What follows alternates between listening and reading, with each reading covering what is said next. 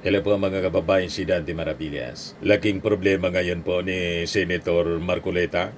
Bakit niya, Mr. Maravillas? Tuluyan ang nawasak po yung script involving yung kanyang surprise witness na si Orly Gutesa. At si Marcoleta, pwede pang marap sa patong-patong na kaso. Sabi yan ng isang abogado, mga kababayan. Kasi yung iniharap niyang witness, mga kababayan, yung affidavit po, peke. So si Gutesa, pwedeng maharap po sa perjury. Damay mga kababayan si Marcoleta, siyempre kasi siya yung nag-sponsor ng perjured affidavit. Siya yung nag-harap doon sa Senado without vetting. So makikita ninyo ang intensyon ng script. Wasakin mga kababayan si Martin Romualdez sa pamamagitan ng pagharap ng fake witness. Yan ang sabi dito sa interview ng DCMM kay Attorney Egon Cayusa. Marcoleta may face raps over alleged fake notary in sworn statement. Sabi po ng isang legal expert kahapon. Tapos, baka madisbar pa itong si Marcoleta mga kababayan. Di ba? Ethics Committee sa Senado. This is an act unbecoming of a senator. Ang tawag di honorable senator. Paano naging honorable ang tulad ni Marcoleta mga kababayan? So si Marcoleta parang kumuha ng isang maso or martilyo na hinampas niya sa sarili niyang ulo. Dahilan sa kanyang pagnanasa, grabe pagnanasa ni Marcoleta na idemoli si Martin Romualdez na sa tingin ng mga Duterte ang siyang magiging kalaban sa 2028 presidential elections ni Sara. Nakita na ninyo, mga kababayan, ang consequence ng sobrang pagnanasa sa poder, sa posisyon. Si Martin po, relax lang po. Wala man lang announcement si Martin tungkol sa kanyang future political ambition.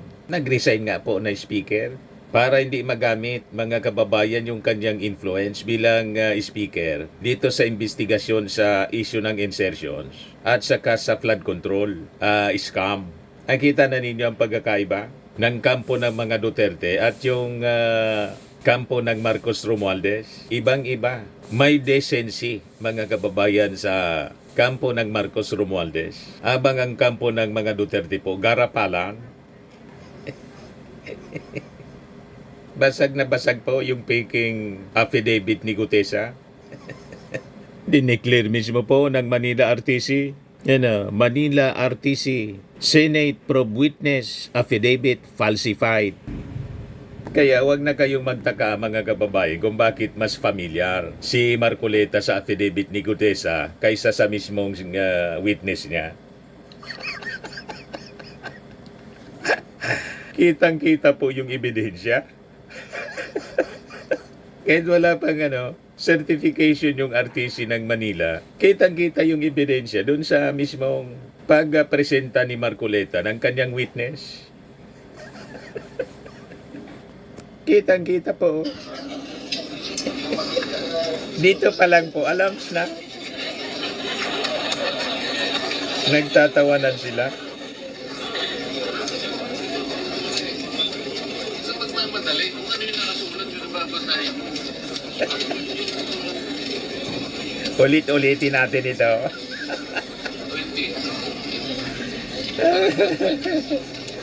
Para malaman ng buong mundo kung paano tayo pinagluloko nila. Pinagluloko yung mga mamamayang Pilipino gamit yung Senado ni Marcoleta.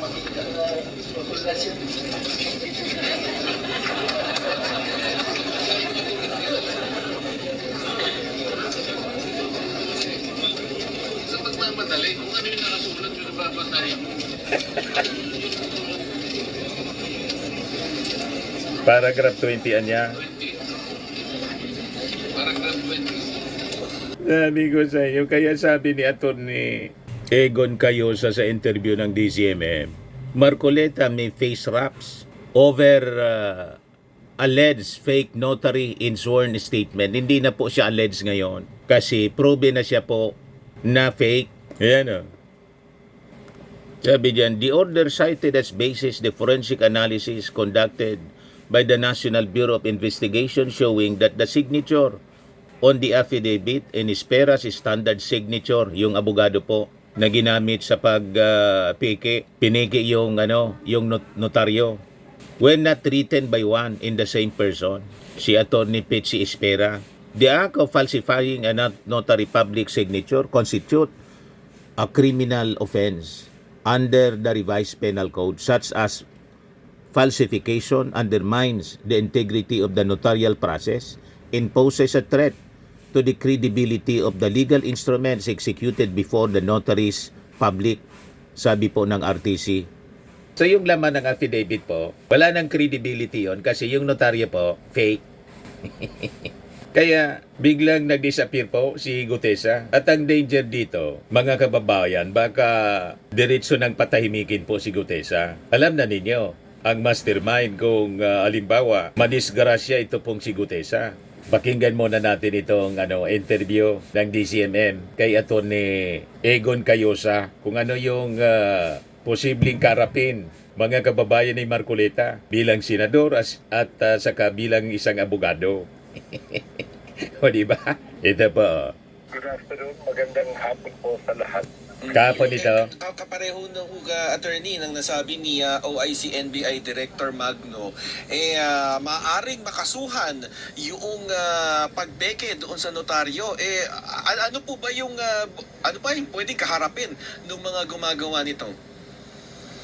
Well, yung si Gutesa, kasi under oath, sinabi niya na yan daw ay pinanotaryo niya.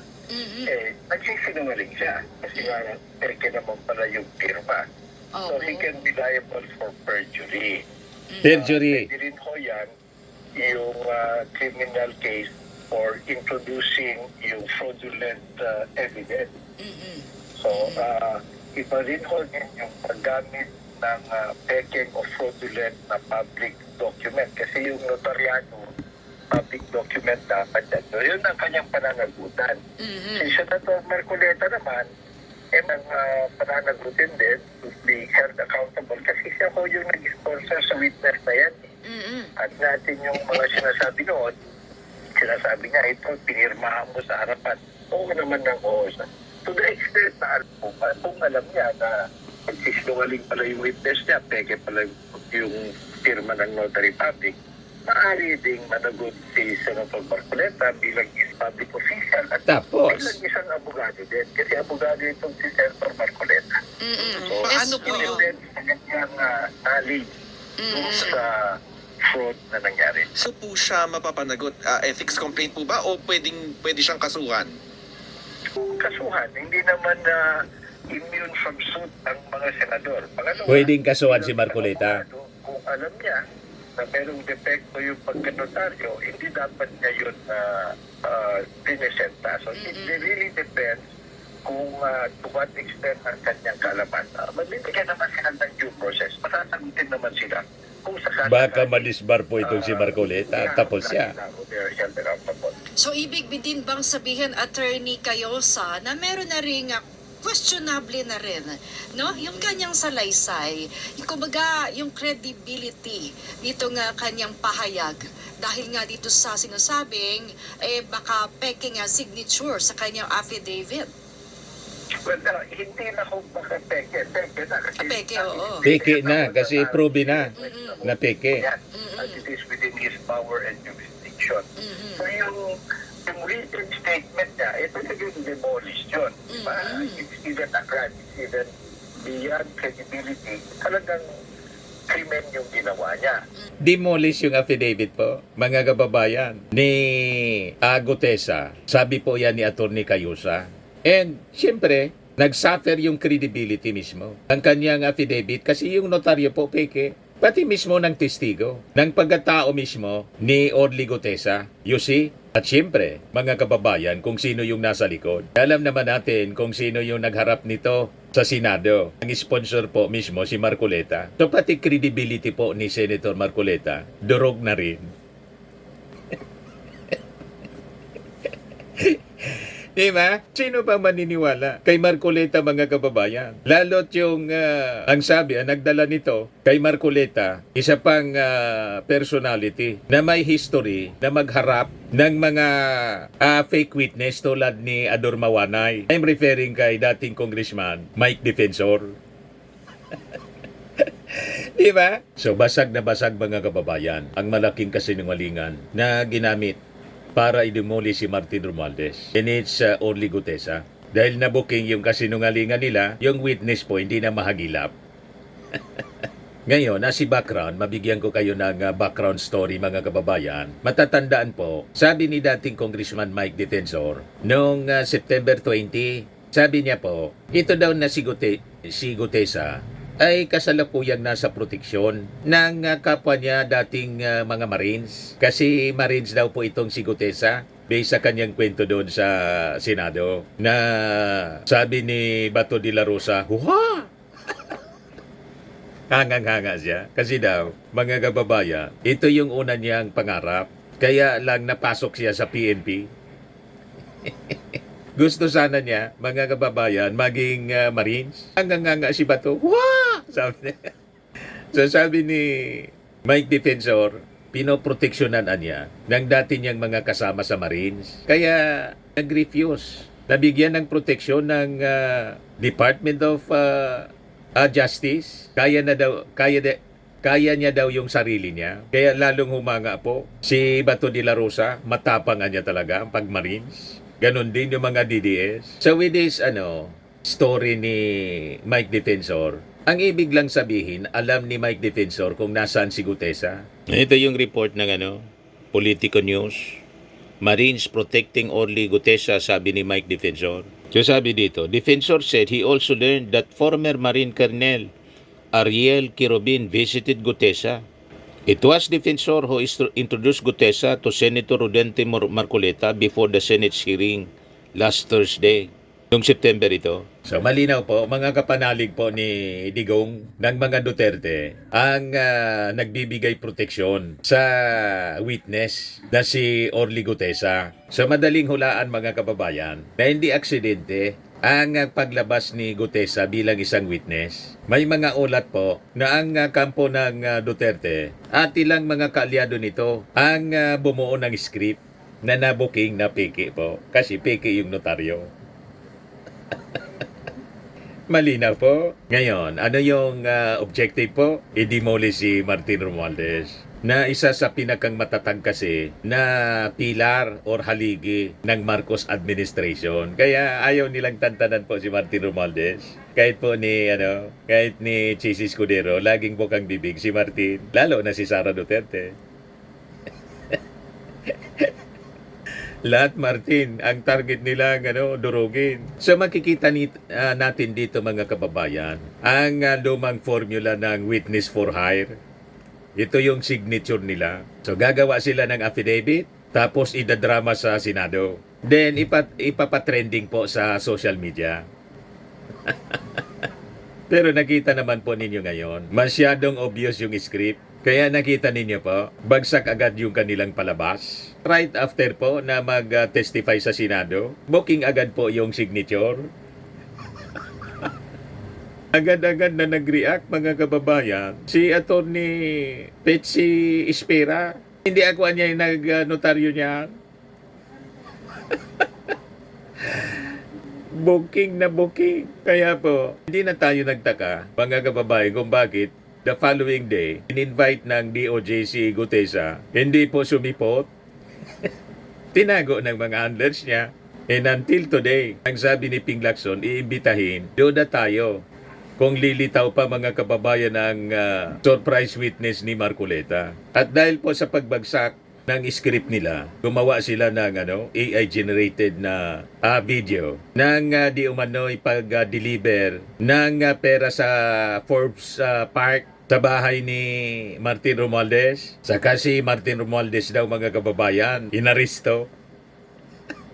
Pinag-check ng Vera Files po. Yan Ayan yung claim. Former House Speaker Martin Romualdez has been arrested. Our verdict, sabi ng Vera Files. October 21 lang po ito. Pakalat sila. Romualdez has not been arrested. A video of him arriving at the Independent Commission for Infrastructure offices in Taguig City on October 14 was manipulated using artificial intelligence. Yan ah. Ito yung original video of Romualdez arriving at the Independent Commission for Infrastructure in Taguig, October 14. Tapos ito yung fake. Ginawa nila ng fake AI video.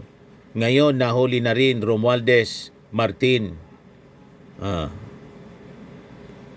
Pati apelyido po. Pagkasulat po, mali. RO dapat, Aryo nakalagay. Yan na, sabi dyan. The AI manipulated clip circulated the same day Romualdez requested the ICI to defer his second appearance set on October 22, citing a scheduled medical procedure he would be undergoing. Senator Chis Escudero earlier tagged Romualdez as the real mastermind behind the anomalous flood control projects after retired Sergeant Orly Gutesa testified that he delivered luggages containing 1.7 billion cash to Romualdez Makati residence on October 14. The former House Speaker attended his first ICI hearing and a statement denying the accusations. Vera Files has debunked other disinformation related to Romualdez and the flood control issue. Binibiktiman po nila ng mga fake videos and fake news si Martin Romualdez. Walang tigil po. Nagpapaulan sila ng fake news po and disinformation.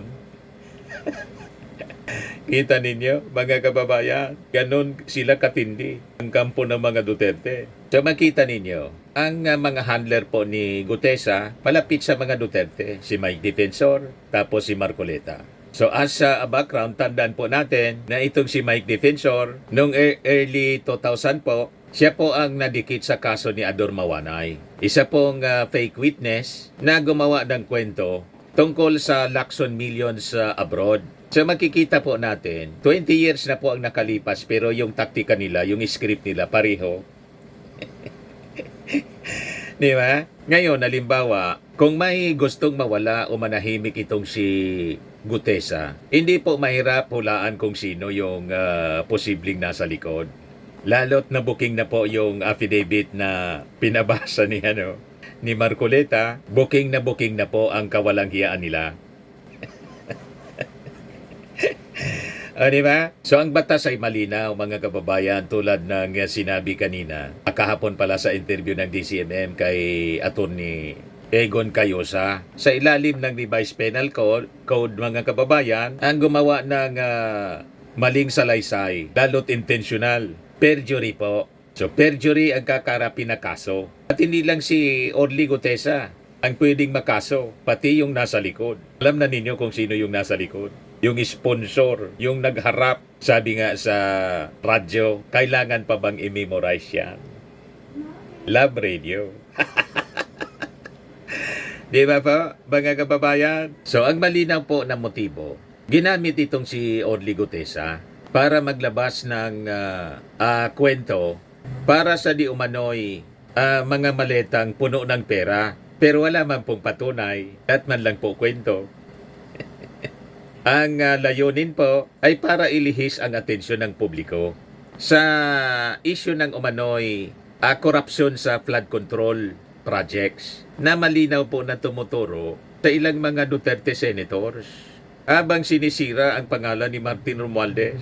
Di ba napakalinaw ng script nila mga kababayan? So makikita ninyo ang malaking laro nila. Hindi lang po ito simpleng fake news. Pagpapakalat ng fake news po, masasabi natin po mga kababayan na ito po ay isang well-coordinated disinformation operation na pinapatakbo po ng mga tao na konektado sa previous administration. Yan po ang malinaw mga kababayan. So ngayon na napatunayan na po ng RTC ng Maynila na palsipikado ang kwento ni Gutesa. Ngayon, desperado na yung kanya mga handlers na patahimikin yung kwento. At baka pati yung nagbasa ng script, patahimikin na rin. Di ba po? Yan ang nakakalungkot pag nangyari ang ganon. Kasi pag halimbawa mag-attend pa si Gutesa, marap sa Senado kasi inibita po ni Ping Lacson, siguradong maibubulgar kung sino yung nasa likod ng script. Nagets na ninyo, mga kababayan. So makikita ninyo ang mga possibilities. Sa pagbagsak ng kanilang ginawang script, maaari pong i-dispatch sa. Yan ang pinag-aalala natin. Maaring i-dispatch sa po ng mga direktor nito yung ginawa nilang aktor. And that is Gutesa. Kaya po, kung ako si Gutesa, nanonood ka po ngayon, Orly Gutesa, para po sa inyong protection siguro, mas magandang makipag-tulungan kayo sa Department of Justice. Yung una ninyong statement na nag-refuse kayo ng witness protection. Kasi sinabi ninyo, kaya ko ng proteksyonan yung sarili ko. Kasi dati kayong Marines. Huwag kayo po masyadong magtitiwala sa inyong sarili. Baka po malagay tuloy ang inyong sarili sa peligro. Di ba? Sa mga naghanap ng malinis and spacious fitness gym, pumunta lang po kayo sa aming Colossal Fitness Gym. We also offer Grab Car Rental with our brand new 2023 model ng Toyota Innova. We also accept booking for those who are planning to travel via PAL, Cebu Pacific, and other airline companies, local and international, and bills payment for Meralco Bills, PLDT, Aleco Bills, etc. Ang Colossal Fitness Gym is located at 3rd floor Security Bank Building, Landco Business Park, Legazpi City, Albay. For inquiries, look for Chilon Maravillas. Contact number 0966-802-0949. Yan yung aming Innova. Lagi na pong matao sa amin. Pati mga foreigners po, tingnan ninyo. Mga British tourists sila. Ang lalaki ng katawan na, mga kababayan, nag-gym sa amin. Ito naman po, Indian National. Ito mga mga European sila. Ito naman yung bago naming product na binibenta online, Eye Glow Serum. Whitening po siya galing sa South Korea. Tingnan ninyo yung epekto sa aking anak na architect entrepreneur, Riz Maravillas. For inquiries, look for Riz Maravillas on FB. Ito naman po yung Firmax Firming and Lifting Cream. Pinapahid po sa mga pulses and other affected area. May name po ito sa mga pains at paninigas na mga kasukasuan. Ito po, Automax Radiant Serum. Sa mukha naman yung application. Anti-aging po siya. You will look 10 years younger than your age. Ito naman po yung bagong product naming binibenta online. I am Worldwide Amazing Pure Organic Barley Powdered Drink Mix from Australia. Mainam po ito sa mga cancer patients at for cancer prevention. Endorsed by cancer survivor Actress Maritone Fernandez. Para sa inyong mga inquiries, dumiretso na lang po kayo sa page ng aking anak na si Riz Maravillas. Sa mga mahilig sa mga imported bags and wallets, dumiretso na lang po kayo sa page ni Madam Eileen Rosales, Eileen Closet. Nakabase po siya sa Amerika.